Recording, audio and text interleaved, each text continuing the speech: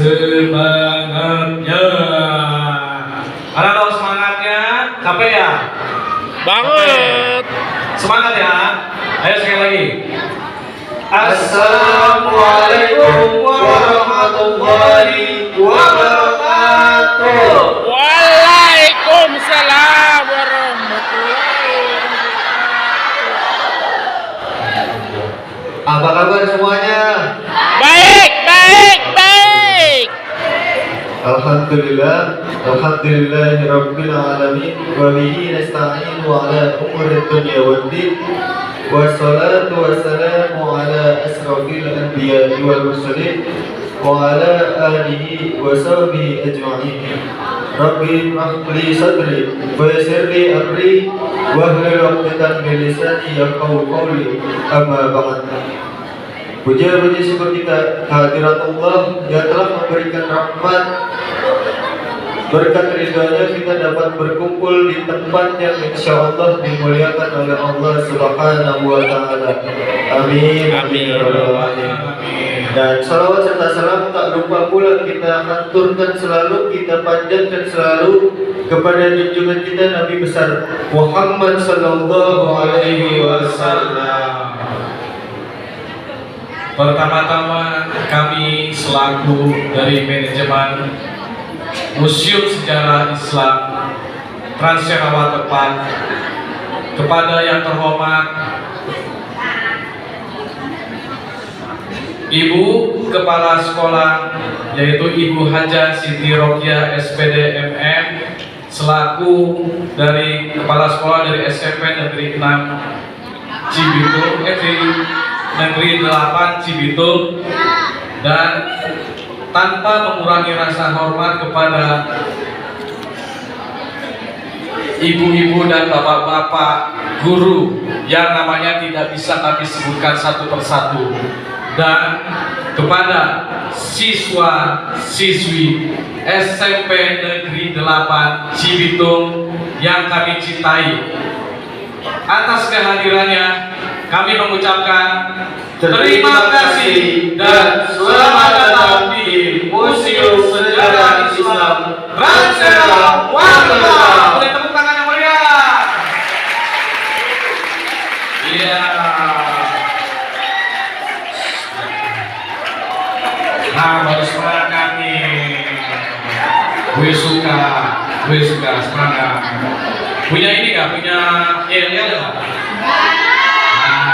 Kakak buatin ya, kakak buatkan. Oh ya, sebetulnya perkenalkan nama kakak adalah Kak Helmi. Di sebelah kiri kakak adalah Kakak Rifat, ya. Oke. Kakak buatkan yel-yel ya. Ketika kakak teriakan SMP Negeri 8 Cibitung, kalian jawab apa? Hah? Jawab apa? Luar biasa. Luar biasa. Bisa? Bisa ya. Ketika kakak teriakan Museum Sejarah Islam Transera Waterpark, kalian jawab Alhamdulillah. Oke? Setuju? Oke? Oke ya. Bismillahirrahmanirrahim. SMP Negeri 8 Cibitung. Ulangi, tangannya angkat dong, semangatnya. Oke, semangat ya. Angkat tangannya ya. Angkat ya, yang cowok. Halo. Hai hai. Cewek. Hai hai. Siap ya? SMP Negeri 8 Cibitung. Luar biasa.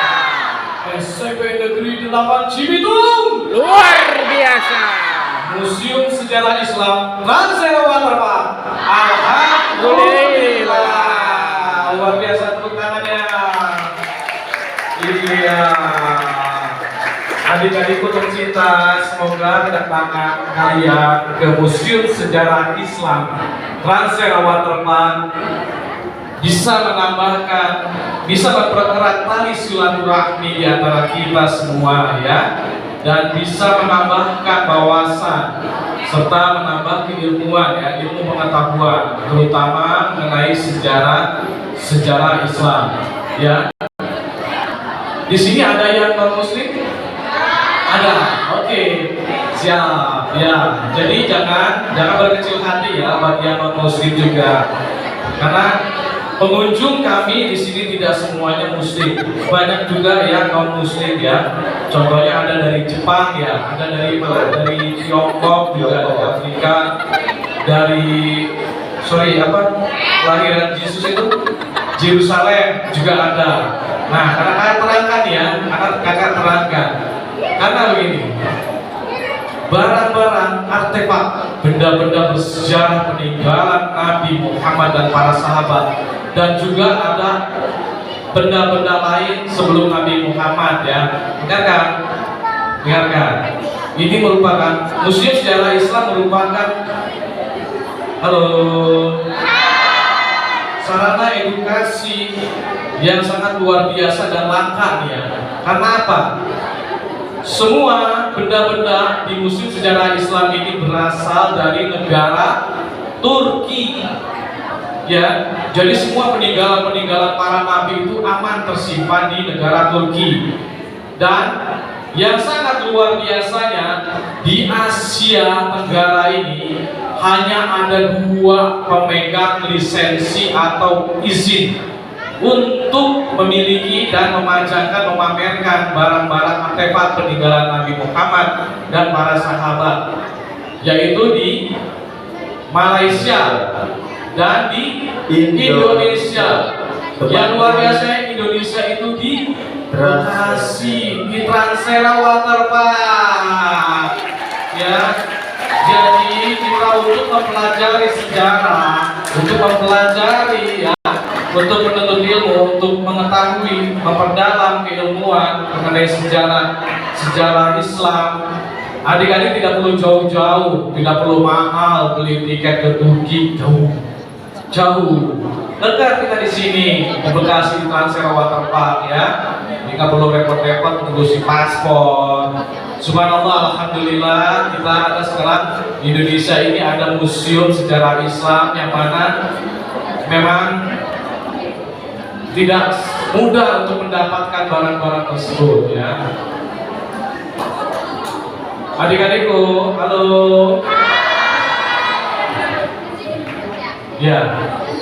Jadi adik-adik, benda-benda koleksi kami terdiri dari 35 koleksi benda ya. Di antaranya adalah 28 pedang milik Nabi Muhammad dan para sahabat, dan juga ada pedang milik Nabi Daud ya. Nabi Daud ada. Dan selain pedang ada juga tongkat ya. Nabi Musa. Tongkat Nabi Musa. Nah, penasaran nggak? Karena begini. Pasti nanti adik-adik melihat tongkat Nabi Musa ternyata tidak sesuai dengan ekspektasi. Nah, tidak sesuai dengan ekspektasi yang selama ini adik-adik lihat di buku-buku cerita atau di film-film, ternyata luar biasa. Hanya sebatang ranting pohon tongkat Nabi Musa, tapi subhanallah, maha kuasanya Allah bisa menurunkan mukjizat kepada Nabi Musa, bahkan dengan tongkat yang sangat gede banget, biasa banget, bisa membelah laut ya, laut merah ya tentunya. Iya adik-adik, sebelumnya adik-adik mau masuk surga nggak? Mau? Oh iya, tadi ya, yang non muslim bisa menilai secara nilai sejarahnya ya, atau secara seni budayanya ya. Karena adapun yang non muslim, kami kedatangan tamu dari Jepang, dia melihat secara kesenian budaya. Kalau Jepang kan punyanya samurai ya, pedang samurai, dan Tiongkok juga punya pedang kan. Nah, jadi bisa melihatnya secara seni budayanya, dan mereka ternyata non muslim juga takjub, ternyata Islam punya kesenian pedang yang luar biasa, yang mana pedang itu melambangkan kekuatan dan kehebatan Ya. Adik-adik mau masuk surga nggak? Mau. Wah, yang cowok nggak mau nih. Mau nggak yang cowok nih? Mau masuk surga ke neraka? Neraka panas, berat. Di surga AC-nya mantap, manyus. Mau masuk surga? Mau masuk surga? Mau ya. Sebelumnya kata-katanya, kenapa sih benda-benda peninggalan Nabi Muhammad dan para sahabat itu banyaknya pedang? Kenapa? Ada yang tahu? Halo, coba yang pojok. Ada yang tahu? Tahu nggak kenapa? Banyaknya kok pedang sih peninggalan Nabi Muhammad dan para sahabat? Ada yang tahu?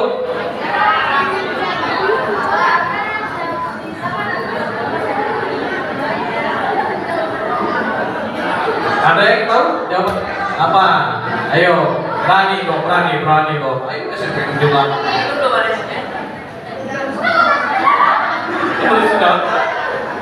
Bersenjata.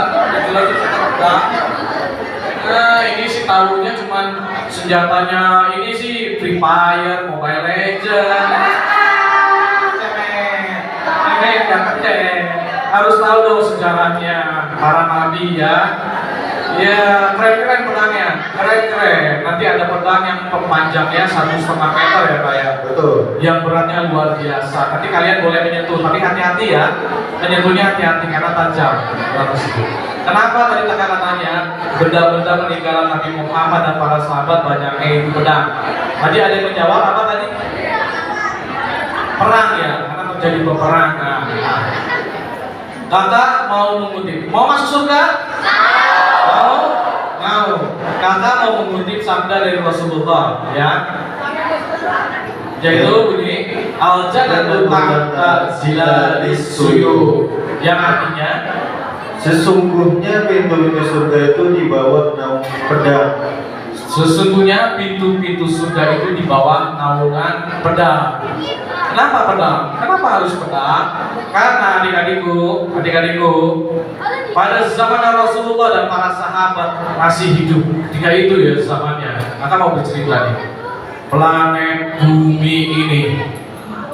bumi ini, seluruh wilayah di planet bumi ini, seluruh negara, seluruh penjuru wilayah di planet bumi ini diliputi dengan peperangan.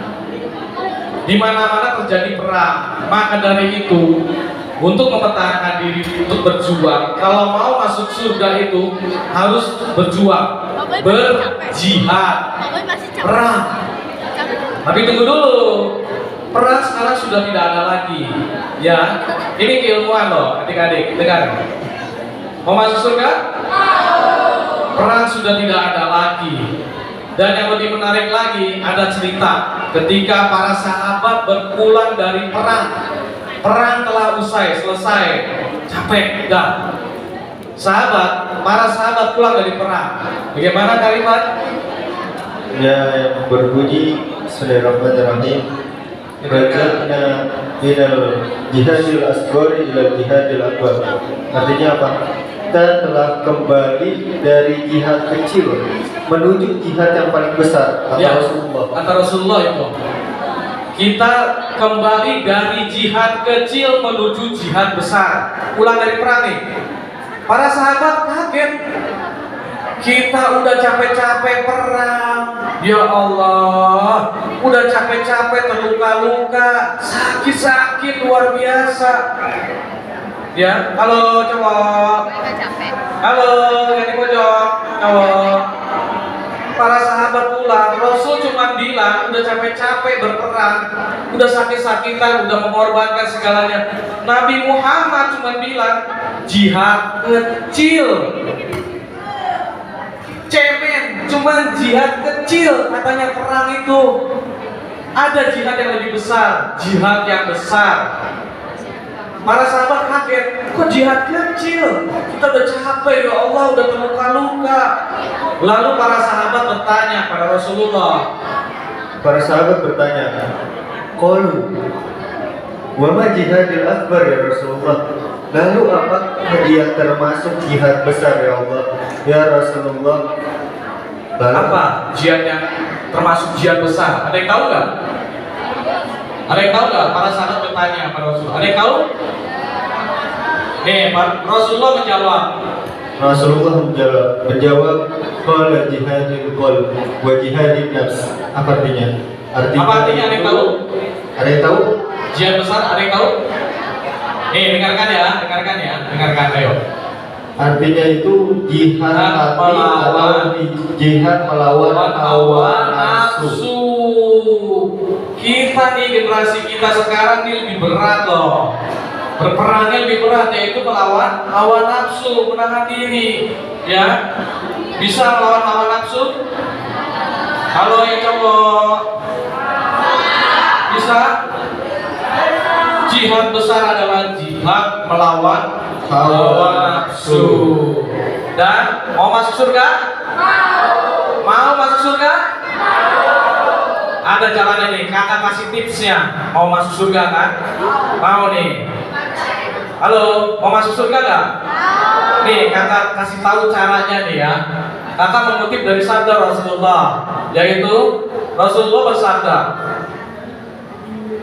siapa yang menempuh jalan untuk mencari ilmu, maka Allah akan mudahkan baginya jalan menuju surga. Ini yang kita belajar nih. Mencari ilmu adalah salah satu cara jalan menuju surga, dan Allah sudah menjamin mempermudah baginya jalan menuju surga. Ya, adik-adik kalau keburu mati nih, keburu meninggal, gimana kira-kira? Hah? Gimana? Kalau kita sudah meninggal, nanti kita sudah mati, kita dikubur nih.